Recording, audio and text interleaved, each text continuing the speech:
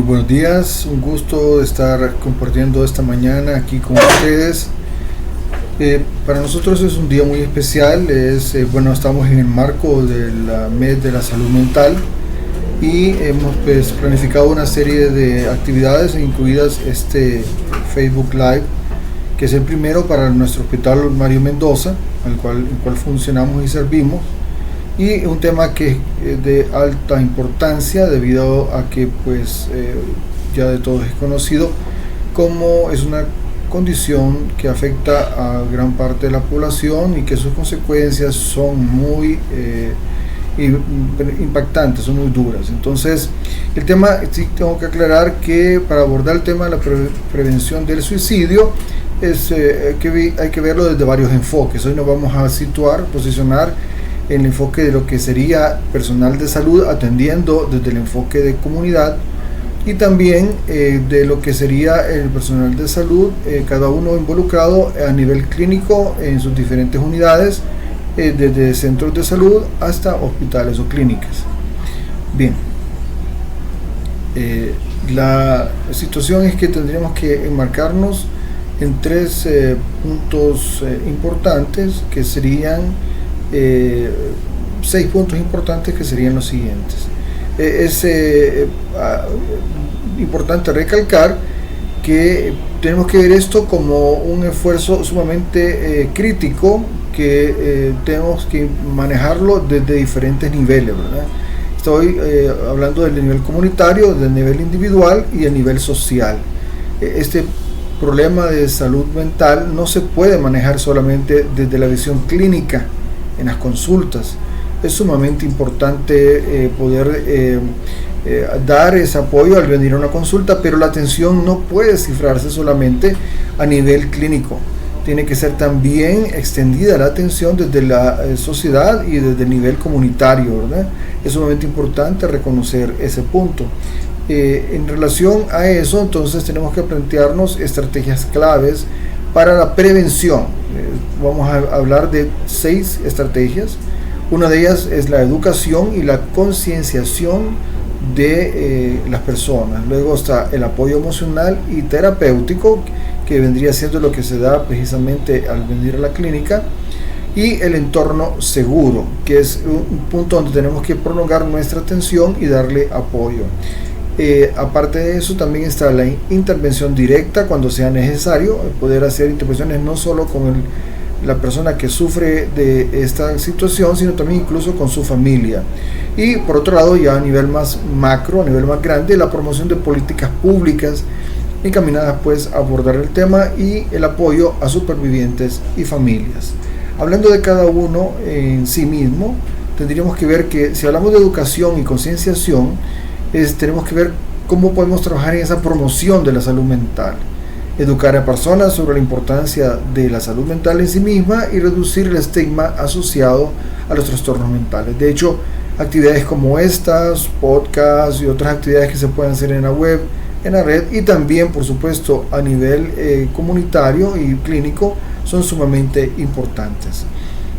En ese sentido, educar en la detección temprana, enseñar a identificar señales de alerta, situaciones que la familia puede desconocer, las personas que lo rodean no lo tienen pendiente, entonces nosotros tenemos que hacerles ver esos posibles cambios de comportamiento que se puedan presentar, y lo riesgos que hay con conductas como la tendencia al aislamiento sin ningún motivo específico y en algunos casos ya más concretos las verbalizaciones por parte de la persona de desear morir. Por lo general no son tan francas de inicio, no sé, la persona no dice me quiero quitar la vida, me quiero suicidar, sino que hace menciones como ideas de muerte, de que las cosas estarían mejor si no viviera. Y por otro lado también ya más alarmantes es cuando ya se hacen por escrito expresiones de pensamientos sobre el tema o incluso planificaciones. Eso ya nos genera una señal de alarma más grande.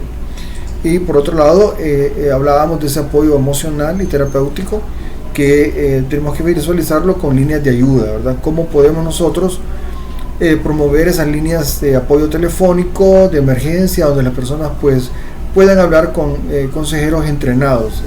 Aquí en nuestro país tenemos el teléfono de la esperanza. Son apoyos sumamente importantes que permiten a las personas poder expresarse y poder hablar a través de un medio como el teléfono, que tal vez estando pues no tan conocido como el anonimato, puedan expresarlo un poco más abiertamente su situación de salud. Y por otro lado también, en el acceso a la terapia, fomentar el abordaje psicológico, ¿verdad? Y psiquiátrico. O sea, cuando se llega a los centros de salud, a las clínicas o está en algún lugar público, hacerle mención a las personas cuando se perciba que se está dando este problema, recordarles que deben asistir a atención con psicología o con psiquiatría, y sobre todo aquellos donde también se percibe signos de depresión, que es otro punto de alarma o de advertencia que le puede llevar a las personas a tomar la decisión de mejor te aconsejo, mejor acudí con un centro de salud, acudí con un psicólogo o con un psiquiatra. Por otro lado también la presencia de pensamientos ya suicidas, que ya son como más característicos y más definidores, y también vinculados con mucha ansiedad. Es muy frecuente que las personas que estén ya con el pensamiento suicida, aparte de su estado depresivo, vivan momentos muy extremos o intensos de ansiedad, lo cual también agrava su situación en ese momento. Entonces nosotros, como funcionarios o personas de la comunidad, al percibir estos detalles, debemos de hablar con un familiar, con la persona que está sufriendo esto, para encauzarles a buscar el apoyo de forma inmediata. También tenemos que procurar ese entorno seguro. Por ejemplo, debemos de tener, una vez que tengamos la sospecha de que una persona con esta posible situación de la ideación suicida o el gesto suicida, o que está con pensamientos de muerte, podemos ya empezar a proponer restricción de medios que podemos considerar como letales, ¿verdad? Medios que pueden ser instrumentos para poder completar el daño, hacerse el daño que pues la persona puede estar buscando hacer. Entonces se limita acceso a métodos comunes, como por ejemplo armas de fuego, a medicamentos, o si hay medicamentos en la casa, sí podría ser que pues estuvieran controlados por alguien y que no se manejen tampoco grandes cantidades de medicamentos en la casa. Y esos pequeños detalles ayudan a disminuir las tasas de suicidio, son de mucho apoyo. En la línea también del entorno seguro, es también importante generar ambientes de apoyo, por ejemplo en entornos escolares, entornos laborales y comunitarios, donde las personas se puedan sentir seguras para lograr sus problemas y buscar ayuda.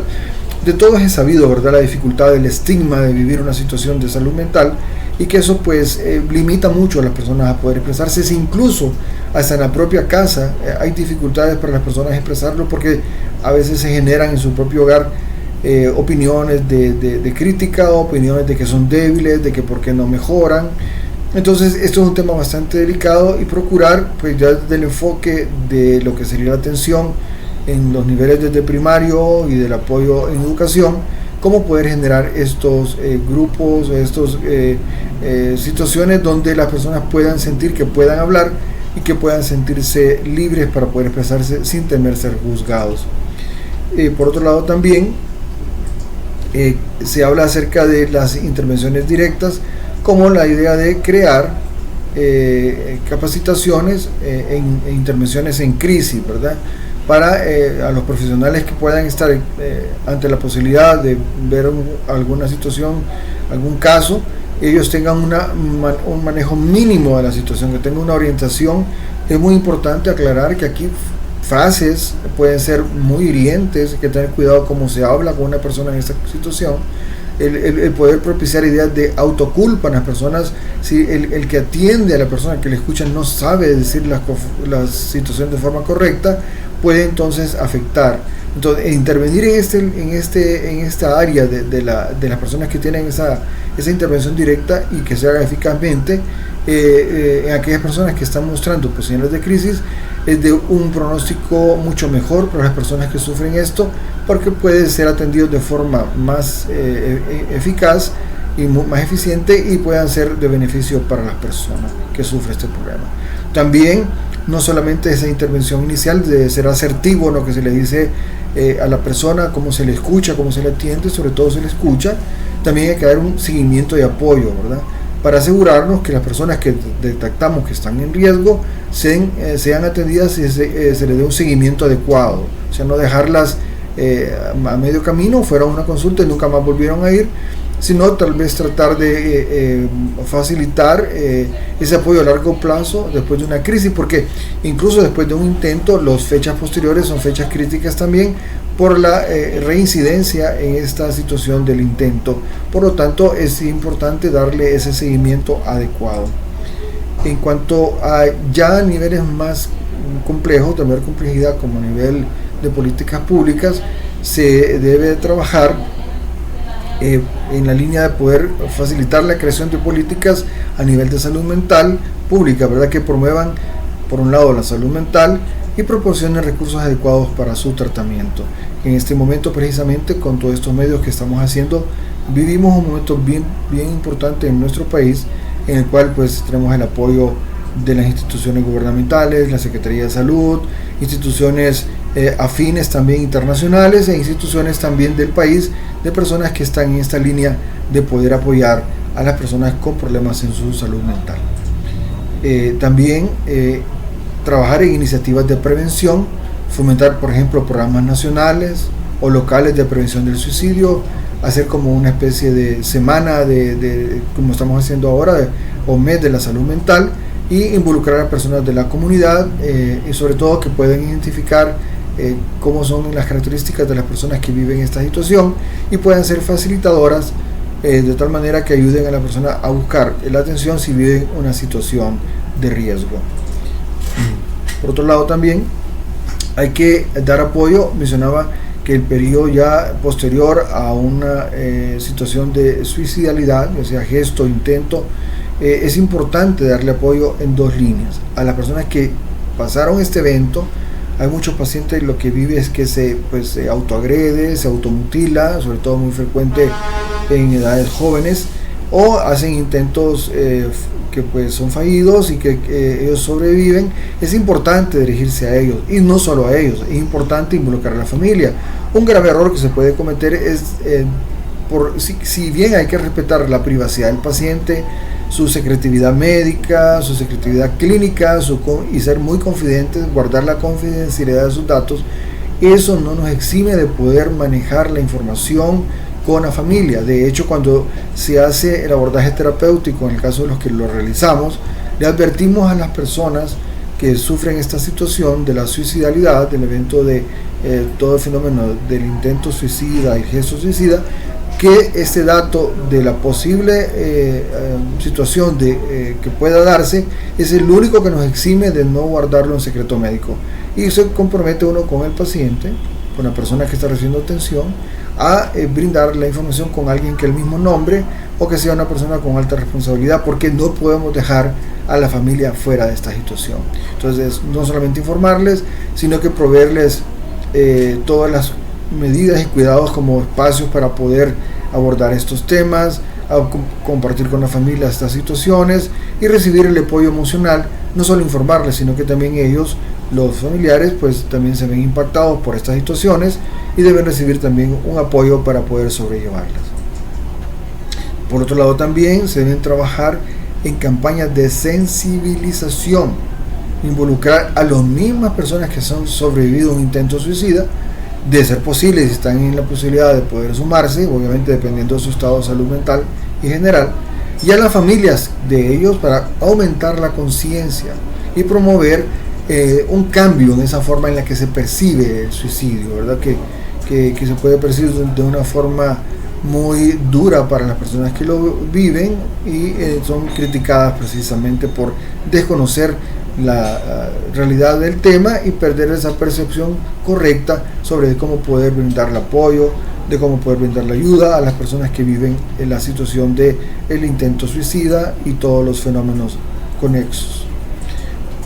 El personal de atención en salud, pues que incluye médicos, enfermeras, psicólogos, trabajadores sociales, terapeutas funcionales, nutricionistas, odontólogos, o sea, hay una gama de personal de atención en salud que se puede ver pues conectado o en algún momento frente a alguien que esté viviendo una ideación suicida, que esté viviendo o que ha sobrevivido un intento suicida.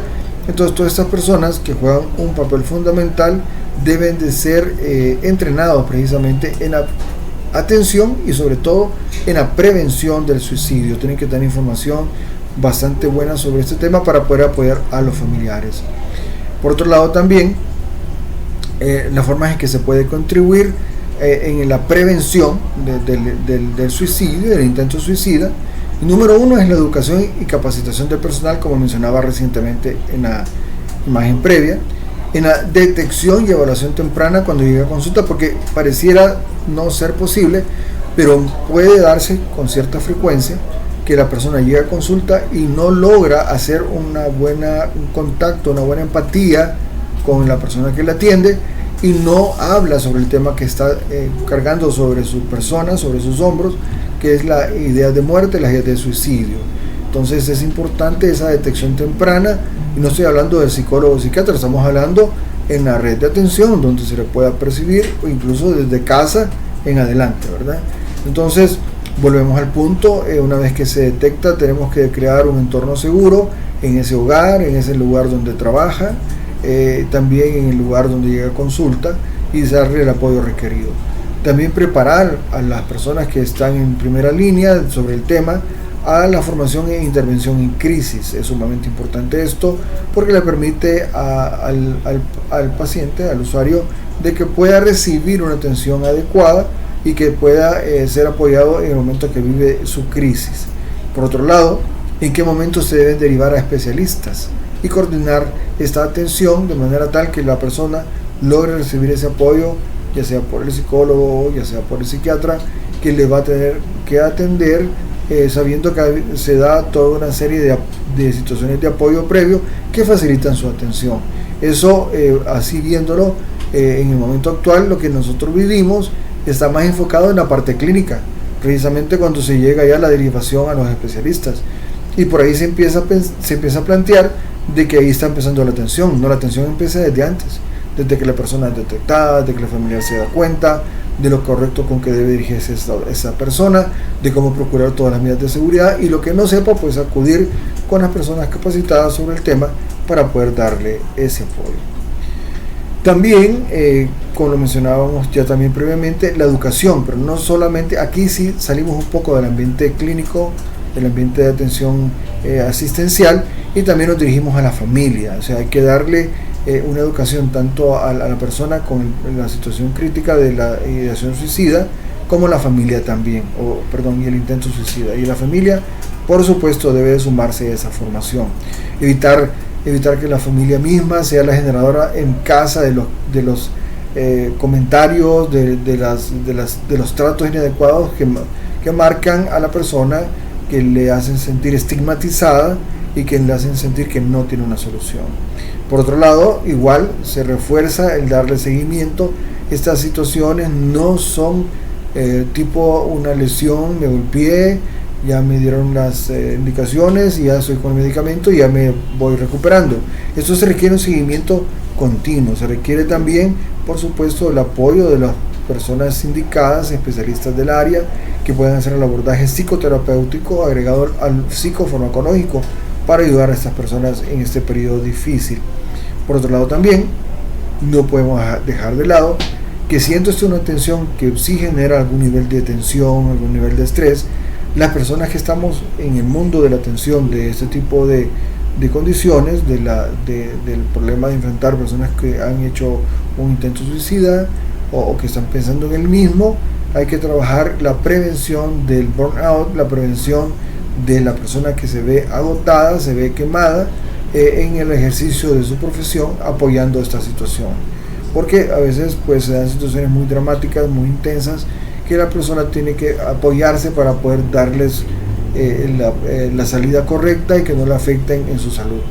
No es de extrañar que incluso las descripciones de las personas que atienden en las unidades de socorro inmediato, cuando ellos encuentran a alguien que ha hecho un intento, se ven muy movilizadas, se ven muy afectadas y tienen siempre pues una tendencia en las primeras 4 semanas a estar muy metidos en situaciones de ansiedad, de mucha inquietud, y que pues les afectan en su funcionalidad. Imagínense, y seguir trabajando en la misma línea, o sea, estamos en un área posiblemente especializada de atención, ese personal está continuamente propenso a exponerse a situaciones que son bastante demandantes de forma emocional. Por otro lado, también debe contribuirse con políticas institucionales que permitan que trabajemos todos en equipo hacia un norte y que podamos funcionar de forma adecuada. Y sumado la promoción de programas y de recursos comunitarios que son de suma ayuda para abordar este tema ya de cara a la comunidad y de cara a la casa en donde nosotros podamos residir. En cuanto a esa educación y capacitación, es importante en relación al manejo de la salud mental que todos los que participamos en esto debemos de haber recibido formación. Puede ser que haya personas que tengan buenas intenciones, quieran hablarle bonito. Yo escucho muy frecuentemente que algunas personas han derivado del concepto terapia casi con verbo y mencionan: doctor, no se preocupe que ya le mandé el paciente, mi familiar va terapiado. Entonces es como ya lo hablé con él y bueno, él ya usted tiene que pues solo cerrar el caso, ¿verdad? A ver cómo va. Entonces hay que tener cuidado con esto. Hay que recibir formación para poder sobre todo aprender a escuchar, aprender a ver los detalles específicos que se requieren pues tener cuidado y los que hay que resaltar para apoyar. Entonces es muy común, incluso no le digo en la casa, no le digo en la comunidad, que en centros de atención que no son del área de la salud mental, escuchar expresiones de pacientes que se quejan de que les han dicho groserías, que les han dicho cosas como que pues que porque no lo hicieron bien, o porque intentaron de esa forma, o porque no tenían valor. O sea, impensable, ¿verdad?, que a una unidad de atención se le pueda decir eso a alguien que está en esta condición. Entonces, pero sí los pacientes lo describen este tipo de expresiones que a veces son objeto y que les hacen pues profundizar más en su malestar, en su dolor. Entonces, esa formación es importante si nos lleva a que nos estemos refrescando y actualizando en cuanto a la identificación de signos de riesgo, de suicidio, y también por supuesto en el manejo de la crisis. Si encontramos a la persona que estamos atendiendo en crisis, qué hacer, cómo abordarla, qué paso seguir, porque es sumamente importante para que la persona se sienta segura. En cuanto a la educación y capacitación del personal, es importante que nos formemos en ser funcionarios, empleados que sepamos detectar señales de alerta. Es sumamente importante que el personal se esté capacitando en ello, que no se le vaya a pasar una expresión, una conducta que nos haga pues tener ya a las claras, o por lo menos como sospecha, de que algo está pasando y no está bien. Saber reconocer signos de depresión. Hay personas que pueden llegar a la consulta de uno y para nada usted los va a percibir depresivos, y algunos de ellos incluso piensan que hacen la correlación de que llegué al médico que me atiende, ya sea cualquier nivel, o al psicólogo, y ni siquiera se dio cuenta que andaba mal. Eso uno lo escucha, que lo mencionan algunos pacientes, y eso denota mucho también parte de ese pensamiento depresivo, de desesperanza que viven, en el cual pues mezclado con la ansiedad hace que pues se le haga un poco difícil al médico, al psicólogo que lo está atendiendo, el poder detectar estos problemas. Entonces aquí habría que tener cuidado, porque cambios abruptos, aislamiento y signos de ansiedad acompañando esto pues son mala combinación y nos pueden indicar un riesgo de suicidio. Y en la línea de la detección y evaluación también debemos de considerar incorporar evaluaciones en cuanto a la salud mental en las visitas de rutina, especialmente en pacientes con enfermedades crónicas, o sea, pacientes con dolor persistente o problemas de salud mental conocidos como depresión o ansiedad, personas que han sido víctimas de maltrato físico, de violencia. Son personas que hay que estar muy pendientes, porque pueden estar desarrollando pensamientos de este nivel y no los comparten y los están pues procesando y pudiendo llegar a un momento a ejecutar estas situaciones. Entonces esas pláticas que tenemos con las personas que atendemos van encaminadas a poder brindarles esa confianza para poder hablar y poder expresarse, logrando nosotros conocer esa situación que vive el paciente. También debemos de enfocarnos en preguntas directas.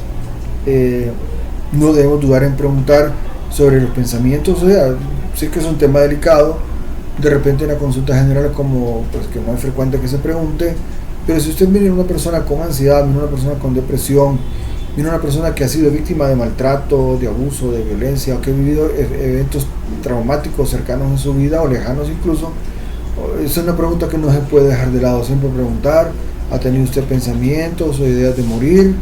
Porque no necesariamente los vamos a captar en el momento que piensan en la idea de suicidio o el plan del suicidio, sino que empiezan a generarse desde el momento en que empiezan a tener pensamientos sobre que estaría mejor si no estuvieran vivos, por ejemplo, o que si vivieran una enfermedad le rescataría sus problemas. Entonces esos puntos ya hay que abordarlos de forma frontal y pues ya empezar a generar las advertencias del caso para el cuidado, porque se detectan como factores de riesgo. Y si no lo hacemos bien, el paciente se nos puede alejar porque va a pensar que no es entendido, y si lo hacemos bien podemos propiciar un diálogo que podría ser crucial en la vida del paciente, que le permita abrirse, hacer más, desarrollar más confianza, y así reducimos el riesgo del suicidio. Es importante, fíjense, cuando hablamos de crear un entorno seguro, pensamos en la casa. Yo les hablaba de los medicamentos, guardar armas, eliminar sogas de la casa, quitar venenos, que la persona nunca esté sola, que si va al baño no le ponga llave, sino que lo deje sin llave, y que se le va a respetar porque se le va a tocar la puerta para estar seguro que él está bien o ella está bien. No, sino que también una forma de un entorno seguro, como nosotros como funcionarios y personal de salud generamos un entorno seguro para el paciente. O sea, como nosotros con apoyo y formación podemos desarrollar una buena relación terapéutica, pero el entorno seguro que nosotros le creamos es la confianza en nosotros, la confianza que es muy importante. Hay un punto vital: sentirse escuchado. Yo voy a un lugar y me siento escuchado y siento que hay interés por lo que yo estoy diciendo, puede hacer que yo me abra más, o sea, desarrollo una empatía adecuada, y entonces empezar a establecer lo que en el mundo del psicoanálisis se conoce como rapport o como empatía también, y entonces empieza a funcionar un poco más esa relación. Entonces esa relación terapéutica, esa relación de la atención, que no solo la va a hacer el psiquiatra, ni solamente la va a hacer el psicólogo, también la va a hacer cualquier personal de salud que va a tener la oportunidad de tratar a esta persona. Y resulta que a veces puede ser que se abre más con el odontólogo que con el médico, por ejemplo, y eso no es nada de inadecuado. Resulta que el manejo de la atención, el manejo de la entrevista, si la persona la desarrolla con la habilidad precisa, puede generar ese respeto mutuo entre ambos, entre la persona atendida y el funcionario que lo atiende, el empleado que lo atiende, y hace que los pacientes se sientan más cómodos, que hablan de sus problemas, desarrollan un punto sumamente importante: que no se sienten que van a ser juzgados, pues no tienen el temor de que van a ser criticados, de que se les va a dar observaciones. Eso, ojo, ¿verdad? Que muchas veces las consultas se vuelve también consulta de regaños. Hay que tener mucho cuidado, o sea, eso de el manejo conductual de las observaciones y tal, hay que tenerlo con mucho cuidado, porque uno tiene que evitar por tratar de hacer un bien, hacer un gran daño. Y es todo un constructo, la verdad, es un constructo muy lindo. Estamos hablando de prevención de suicidio y nos estamos posicionando en el mundo clínico, en el mundo de la atención, en la unidad de atención en salud. En ese sentido, pues, esa creación del ambiente empático, yo en lo general lo he tratado de visualizar de esta forma. Cuando decimos que creamos un entorno para que los pacientes se sientan más cómodos, diríamos así, que sus preocupaciones y emociones pueden ser escuchadas y validadas, no se da de la noche a la mañana, o porque mis rasgos de personalidad lo permiten, o porque yo ando en un buen modo el día de hoy. No. Nosotros tenemos que tener claro que en esa clínica, como puede estar adornada con colores en sus paredes, con los muebles que pueda tener, o no sé, en el área de atención, en la toma de signos vitales, en el área de enfermería, o en el área de la clínica del psicólogo, o también en la clínica del nutricionista, esa disposición que adornaremos de nuestro lugar de atención, en la mesa del odontólogo, por ejemplo, la silla del odontólogo, donde lo tiene el odontólogo, sea un lugar que le dé tranquilidad, que le dé ese espacio necesario para que esa persona pueda desarrollar esa empatía y poder hablar del tema. Entonces, el entorno seguro también pasa por nosotros, sobre todo por nosotros los que atendemos, porque creamos ese espacio que le permite dar esa seguridad a la persona que busca atención. En cuanto a la intervención en crisis, es bien importante, porque aquí a veces se confunden con el concepto de terapiar cuando se maneja de forma silvestre y no con formación. Hay que tener formación para hacer el manejo de la crisis. Lo que vengo diciendo ya previamente viene siendo parte también de esta formación, el manejo de la atención, de los cuidados emocionales de la atención, de cómo podemos nosotros brindar esa figura empática, que nunca vamos a estar en una posición superior a la persona que venga con el problema, que el ser una persona con una afección nosotros estemos sanos y que hay una relación inigual en la cual se siente desbalanceada la persona, consciente o inconscientemente. Eso tenemos que irlo eliminando para poder proteger al paciente y darle la atención requerida.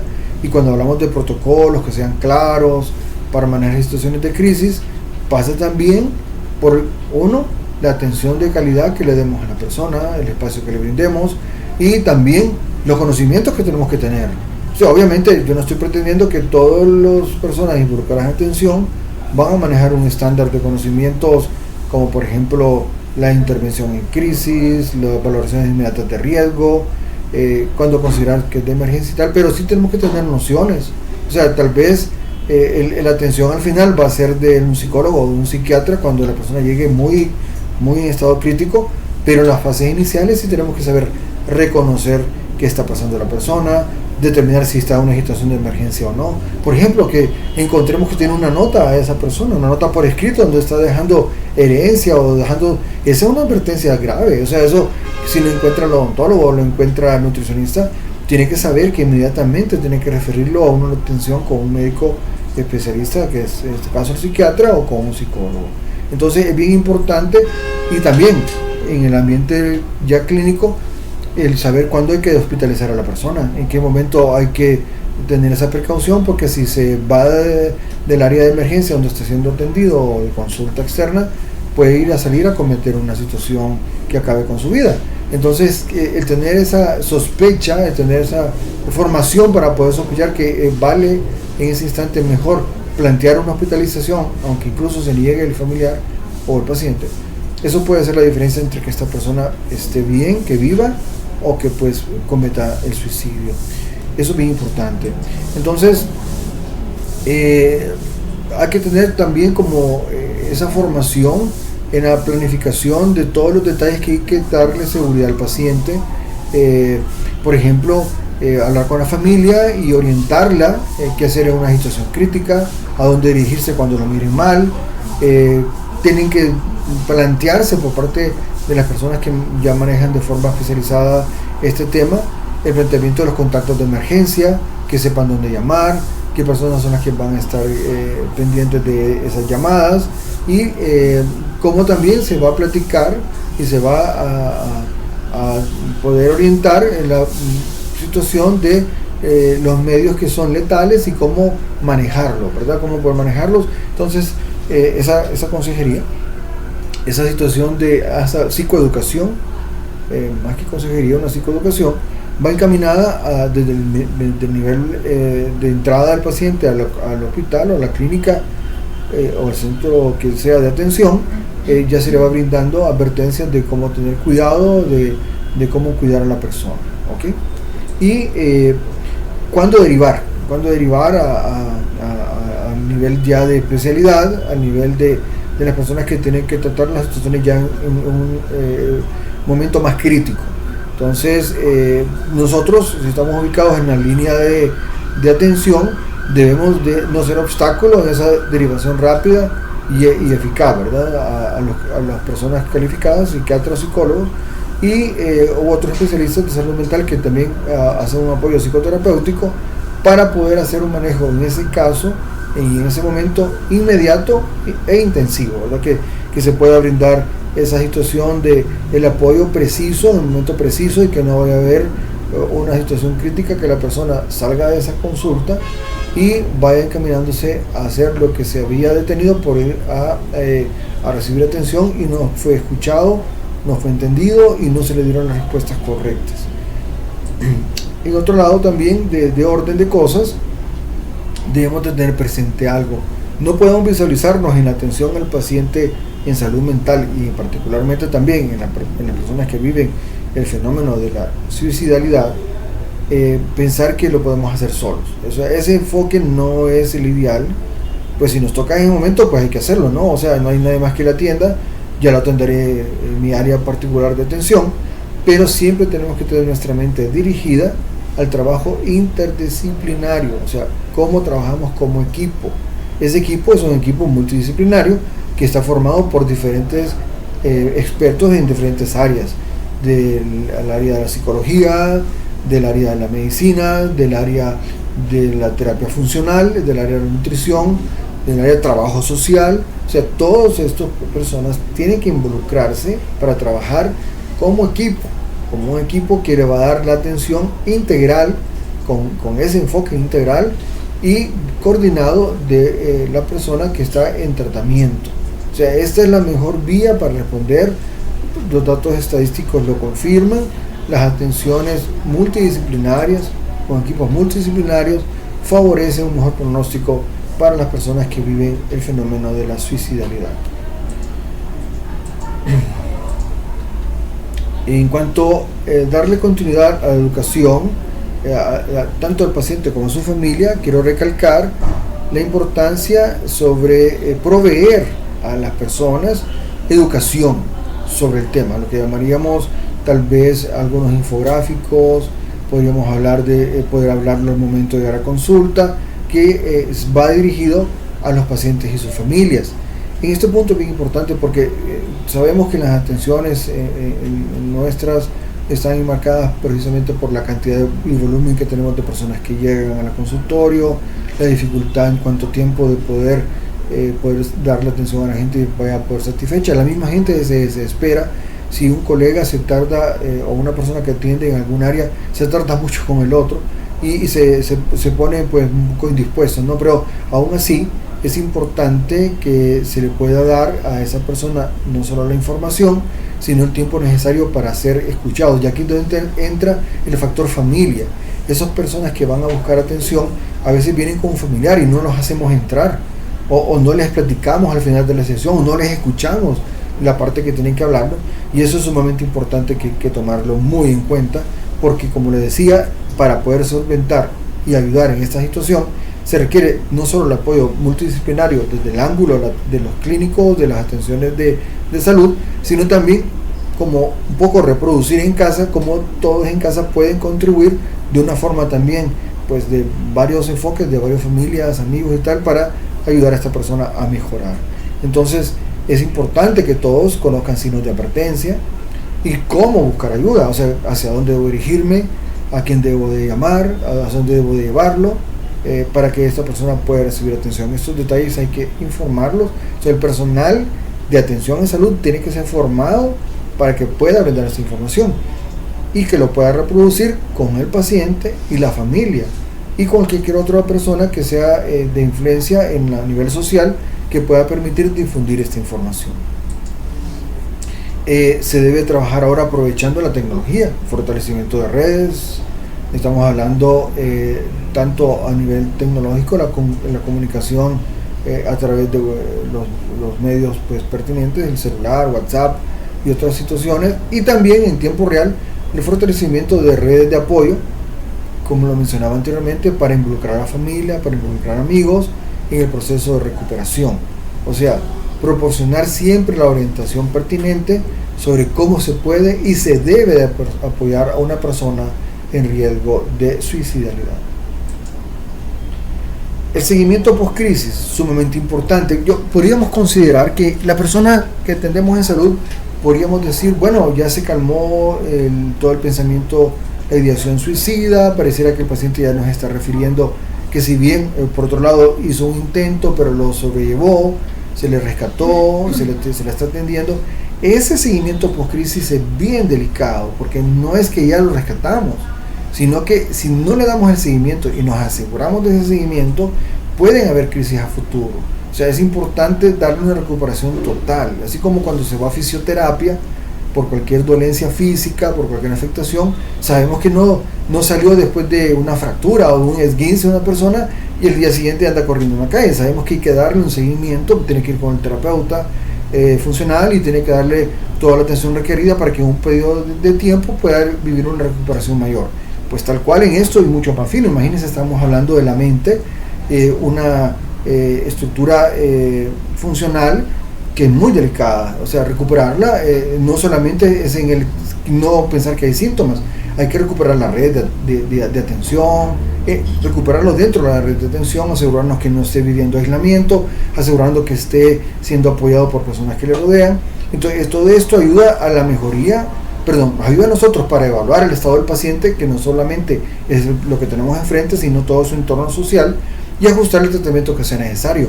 Yo recuerdo aquí ese pensamiento filosófico, creo que es de Ortega y Gasset, que a mí siempre me ha encantado, que define a la persona como él y su circunstancia. O sea, no podemos pretender que en la salud mental vamos a curar solamente los neurotransmisores y que nos vamos a desconectar de la circunstancia que le rodea. Eso es imposible, porque requeriremos rehabilitarlo en esa circunstancia y que la circunstancia que lo rodea a uno también sea favorable lo más posible. Debe haber un contacto continuo en ese seguimiento. Vengo de hablar de hospital de día precisamente, estaba hablando con las personas, las psiquiatras y el médico general encargado de la unidad. Tuve una sesión previa a esta reunión y me estaban hablando de la importancia que ellos le han visto al seguimiento y ya en datos que ellos nos están brindando, y cómo eso ha favorecido mucho. De hecho, se ha incrementado la atención porque se les está dando citas más cercanas a los pacientes en el hospital de día de nuestro hospital Mario Mendoza, y eso ayuda mucho en el contacto con el paciente, que lo atienden de forma multidisciplinaria y se identifican más fácilmente, a pesar de que ya superó que persisten factores de riesgo, se puede ofrecer apoyos, se está monitoreando su progreso. Entonces eso favorece el mejor pronóstico en la persona que vive este fenómeno de la suicidalidad. Y vamos a las personas que trabajamos en esto, cómo debemos de cuidar el burnout en el personal de salud. Y fíjense que esta idea no es solamente porque cuidemos, que por supuesto se debe de hacer, es porque también no podemos prevenir el intento suicida o el suicidio en la población si el personal no está cuidado. O sea, para que pueda brindarse el apoyo adecuado a las personas que viven esto, el personal tiene que estar también protegido y cuidado. Entonces se debe promover esa salud mental, el bienestar entre las personas que laboramos a nivel de salud y en general, pero no solo salud mental en general, y porque tanto el burnout como el estrés laboral pueden afectar nuestra capacidad de atención. Imagínense, porque tenemos que ser finos al escuchar a la persona, no cerrar los espacios, tenemos que tener una disposición abierta. O sea, pero para estar en esa posición también tenemos que estar bastante cómodos, bastante solventes, en una percepción de bienestar mínimo, porque tal vez nunca estemos totalmente sanos, pero podemos estar en bienestar mínimo que nos permita trabajar y apoyar a las personas que lo requieren en ese momento necesario. Por otro lado, la institución debe asegurar, por ejemplo, el hospital acá, los centros de atención, las clínicas donde se atienden, ya sea públicas o privadas, asegurar que este personal que labora aquí tenga acceso a recursos de apoyo. Pues en el caso de esto podrían ser consejerías, psicoeducación, fomentar un ambiente de trabajo que priorice la salud mental. Es un punto que debemos de avanzar en este nivel. Creo que falta mucho aquí, hay mucho que trabajar en esto, y no vamos a dejar de lado este punto, y vamos a tratar de hacer algunos pasos hacia esa dirección, porque sabemos que va a redundar en el beneficio del paciente con este fenómeno del suicidio y otros fenómenos más. Nosotros debemos de trabajar con las demás personas involucradas en el equipo multidisciplinario, con el apoyo de la institución, para el desarrollo de protocolos de prevención de suicidio, proponer medidas a nivel de política de salud, generar protocolos claros que la institución puedan servir al personal que funciona y que trabaja, tanto en la detección como en intervención y seguimiento de los pacientes en riesgo de suicidio. Por otro lado, también en esa misma línea, hablar de la cultura de apoyo, fomentar una cultura institucional que priorice la salud mental. O sea, no podemos decir que somos en casa de herrero, cuchillo de palo, que es un refrán popular aquí en nuestro país, en Honduras, y no podemos decir que aquí donde debemos de funcionar bien, no prioricemos esa salud mental.